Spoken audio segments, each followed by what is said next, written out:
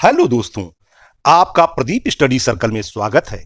आज मैं इस वीडियो में भारत की मिट्टी के प्रकार टॉपिक पर बहुत ही सरल शब्दों में परिचित कराऊंगा। इस टॉपिक से संबंधित प्रश्न सभी सरकारी प्रतियोगी परीक्षाओं में पूछे जाते हैं, अतः इस वीडियो को ध्यान से अंत तक देखें और पसंद आने पर वीडियो को लाइक तथा चैनल को सब्सक्राइब एवं बेल आइकन को दबाना न भूलें, ताकि नया वीडियो रिलीज होने पर नोटिफिकेशन सर्वप्रथम आपके पास पहुंचे। चलिए स्टार्ट करते हैं। भारत में मिट्टी के प्रकार देश के विविध भूगोल और जलवायु के कारण बनी मिट्टी के विभिन्न प्रकारों को प्रकट करते हैं। कृषि पद्धतियों को अनुकूलित करने और टिकाऊ भूमि उपयोग सुनिश्चित करने के लिए इन मिट्टी के प्रकारों को समझना महत्वपूर्ण है।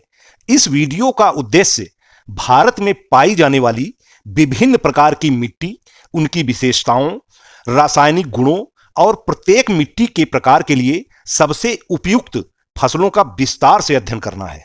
दोस्तों, सर्वप्रथम यह जानते हैं कि मृदा या सॉइल क्या है। मृदा भूमि की ऊपर पाई जाने वाली दानेदार परत है, जिसका निर्माण मूल रूप से चट्टानों के विखंडित होने एवं उनमें पेड़ पौधों एवं जीवों के सड़ने, गलने तथा जलवायु प्रक्रिया से निर्मित अम्लीय पदार्थों से लाखों वर्षों की प्रक्रिया के बाद मृदा या सॉइल का रूप लेती है। मिट्टी के अध्ययन के विज्ञान को मृदा विज्ञान कहते हैं। पेडोलॉजी भारतीय मृदा संस्थान भोपाल मध्य प्रदेश में है। दोस्तों, भारत एक विशाल देश है जहां विभिन्न प्रकार की मिट्टियां पाई जाती हैं। भारत में मिट्टियों के क्षेत्रीय वितरण में असमानता का मुख्य कारण समुद्र तल से ऊंचाई, तापमान में परिवर्तन, बहते पानी, हवा की आर्द्रता, वायु आदि हैं। जैसे चेरापूंजी असम में वर्षा अधिक होती है, जबकि लद्दाख और राजस्थान में बहुत ही कम वर्षा होती है। भारत की विविध राहत विशेषताओं, भू आकृतियों, जलवायु क्षेत्रों और वनस्पति प्रकारों ने भारत में विभिन्न प्रकार की मिट्टी के विकास में योगदान दिया है। इसी के आधार पर भारतीय कृषि अनुसंधान परिषद, Indian council for agricultural research ने भारत में मिट्टी को 8 प्रकारों में वर्गीकृत किया। पहला है जलोढ़ मिट्टी, दूसरी है लाल मिट्टी, तीसरी है काली मिट्टी या रेगुर, चौथी है रेगिस्तानी मिट्टी, पांचवी है लैटेराइट मिट्टी, छठी है पहाड़ी मिट्टी, सातवीं है क्षारीय मिट्टी और आठवीं है पीटी एवं दलदली मिट्टी।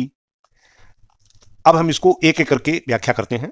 पहली है भारत में जलोढ़, इसको दोमट मिट्टी भी कहते हैं। दोमट मिट्टी भारत में जलोढ़ मिट्टी मुख्य रूप से हिमालय से निकलने वाली नदियों के द्वारा बहाकर लाए गए अवसादों के निक्षेपों से बनी होती है, जिसे कॉप या कछारी मिट्टी भी कहते हैं। इस मिट्टी का विस्तार लगभग 15 लाख वर्ग किमी तक है। भारत में सबसे अधिक भूभाग पर जलोढ़ मिट्टी पाई जाती है। यह क्षेत्र उत्तर भारत के मैदान में सतलुज के मैदान से ब्रह्मपुत्र के मैदान तक फैला हुआ है। पूर्वी तट पर महानदी, गोदावरी, कृष्णा, कावेरी नदियों के डेल्टा क्षेत्र में भी, केरल तथा गुजरात में कुछ क्षेत्रों में पाई जाती है। जलोढ़ मिट्टी की विशेषताएं। जलोढ़ मिट्टी का रंग हल्के भूरे से लेकर राख जैसे भूरे रंग तक भिन्न होता है तथा इसकी बनावट रेतीली से लेकर गाद युक्त दोमट तक होती है। ये मिट्टियां अच्छी जल निकासी तथा खराब जल निकासी वाली दोनों प्रकार की होती है। सामान्यतः लहरदार क्षेत्रों में इनका स्वरूप अपरिपक्व होता है, जबकि समतल क्षेत्रों में इनका स्वरूप पूर्णतः विकसित और परिपक्व होता है। जलोढ़ मिट्टी के रासायनिक गुण। मिट्टी में नाइट्रोजन की मात्रा कम है, जबकि पोटास, फास्फोरिक एसिड और क्षारीय तत्व पर्याप्त मात्रा में है। भारत में जलोढ़ मिट्टी को 2 भागों में विभाजित किया जा सकता है। पहला है खादर मिट्टी, नदी के पास में बाढ़ क्षेत्रों में पाई जाती है। इसे नदी द्वारा प्रतिवर्ष इसका नवीकरण कर दिया जाता है। यह अधिक उपजाऊ मिट्टी है। शुष्क क्षेत्रों में यह खारे और क्षारीय प्रवाहों का विस्तार भी प्रदर्शित करता है, जिन्हें स्थानीय रूप से रेह, कल्लर या थुर के नाम से जाना जाता है। सेकंड भाग है बांगर मिट्टी, नदी से दूर वाले क्षेत्रों में पाई जाती है। ये हर वर्ष नदी द्वारा नवीकृत नहीं हो पाती, अतः इसे पुराना जलोढ़ कहा जाता है। ये अपेक्षाकृत कम उपजाऊ है। गेहूं, चावल, मक्का, गन्ना, दालें, तिलहन, बरसीम, फल तथा सब्जियों के लिए उपयुक्त है। जलोढ़ मिट्टी के सर्वोत्तम मिट्टी होने के निम्न कारण हैं। इनमें हिमालयी चट्टानों से प्राप्त विभिन्न प्रकार के लवण शामिल हैं। ये हल्के और छिद्र युक्त होते हैं, इसलिए आसानी से जुताई योग्य हैं। उच्च जल स्तर और आसानी से भेद्य परत के कारण वे नहर सिंचाई के लिए उपयुक्त हैं। हालांकि चूंकि पानी बहुत गहराई तक जाता है, इसलिए ये मिट्टी उन फसलों के लिए अनुपयुक्त होती है जिनकी जड़ों के आसपास जल प्रतिधारण की आवश्यकता होती है। ये मिट्टियां पोटास से समृद्ध तथा नाइट्रोजन और कार्बनिक पदार्थों से विहीन होती है। सेकंड मिट्टी है लाल मिट्टी। भारत का दूसरा सबसे बड़ा मृदा सॉयल वर्ग है, जिसका विस्तार दक्कन के पठार के पूर्वी तथा दक्षिणी भाग में कम वर्षा वाले इन क्षेत्रों में हुआ है, जहां रवेदार आग्नेय चट्टानें पाई जाती हैं। लाल मिट्टी का विस्तार लगभग 6.1 लाख वर्ग किमी क्षेत्र पर है। ये मिट्टी तमिलनाडु, तेलंगाना, आंध्र प्रदेश, छत्तीसगढ़, ओडिशा, पूर्वी मध्य प्रदेश, झारखंड में है। सर्वाधिक क्षेत्रफल तमिलनाडु में है। लाल मृदा प्रायद्वीपीय भारत के कम वर्षा वाले क्षेत्र में पाई जाती है। इनका लाल रंग आयरन ऑक्साइड या फेरिक ऑक्साइड की अधिकता के कारण होता है। सामान्यतः सबसे ऊपरी परत लाल होती है, जबकि नीचे का क्षितिज पीले रंग का होता है। नमी युक्त होने पर मिट्टी पीली दिखाई देती है।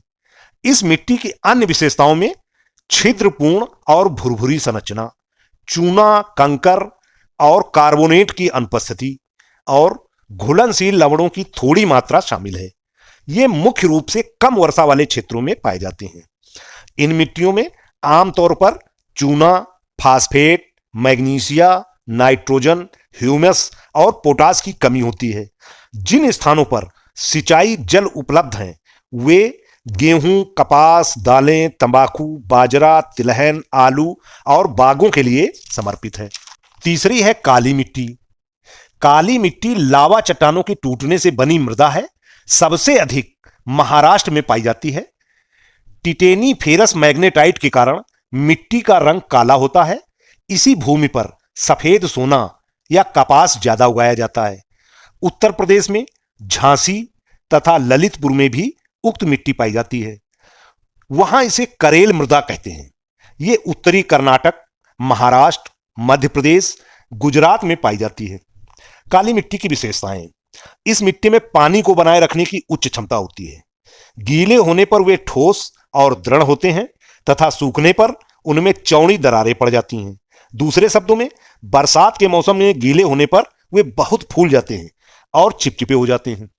शुष्क मौसम में नमी वाष्पित हो जाती है, जिससे मिट्टी सिकुड़ जाती है और उसमें चौड़ी दरार पड़ जाती है, जो प्रायः 10 से 15 सेंटीमीटर गहरी होती है।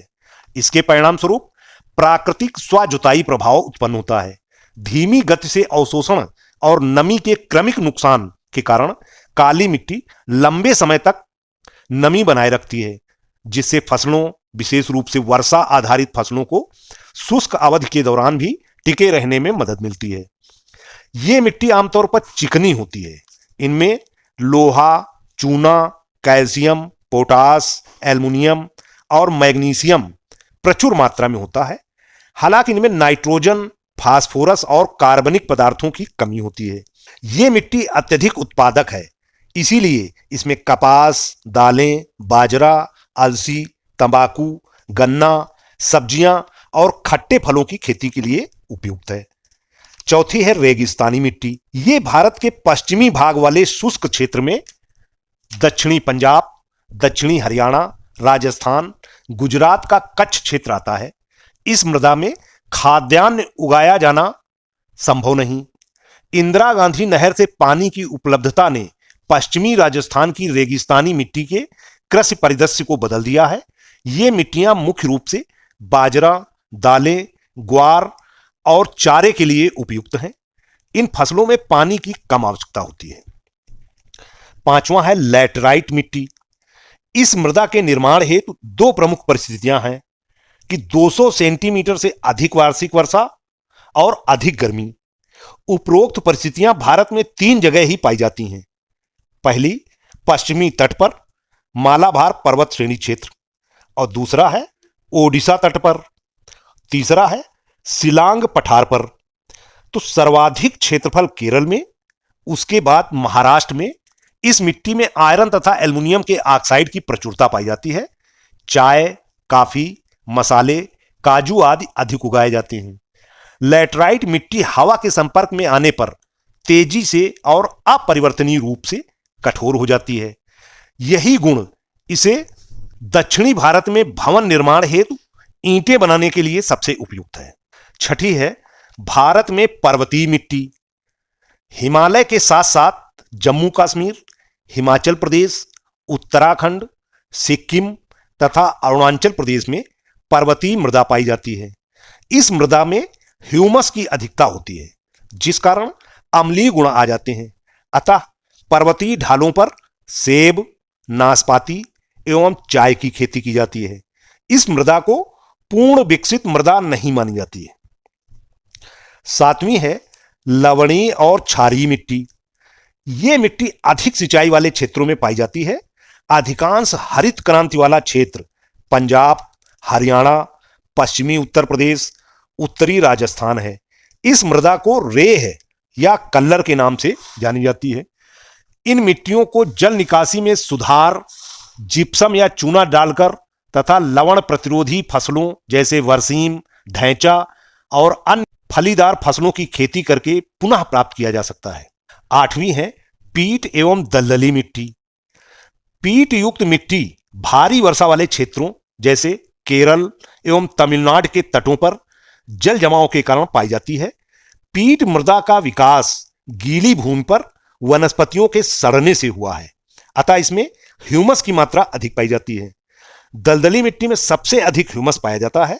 सुंदरबन डेल्टा वाले क्षेत्र में पाई जाती है।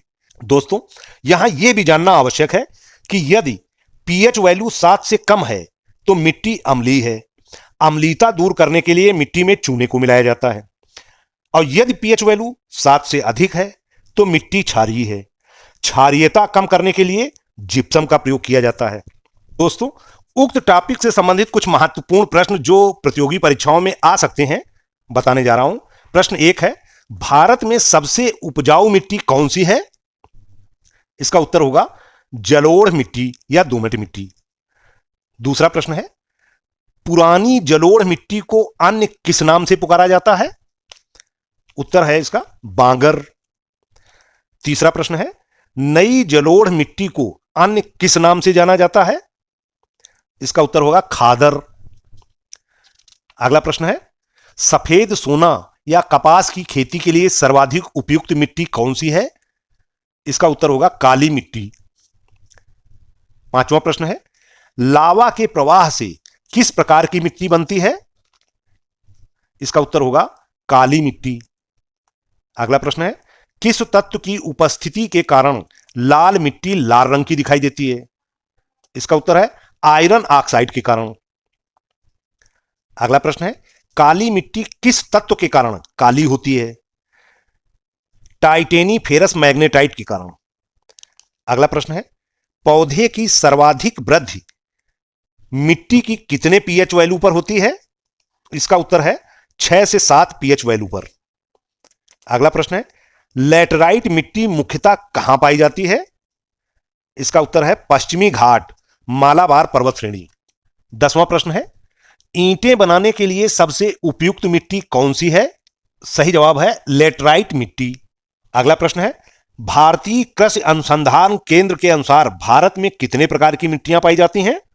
उत्तर है इसका 8। एक प्रश्न यह है, इसका उत्तर आप लोग देंगे, किस मिट्टी को रेगुर मिट्टी के नाम से जाना जाता है? इसका उत्तर आप लोग कमेंट करेंगे। दोस्तों, अब यह वीडियो समाप्त करते हैं।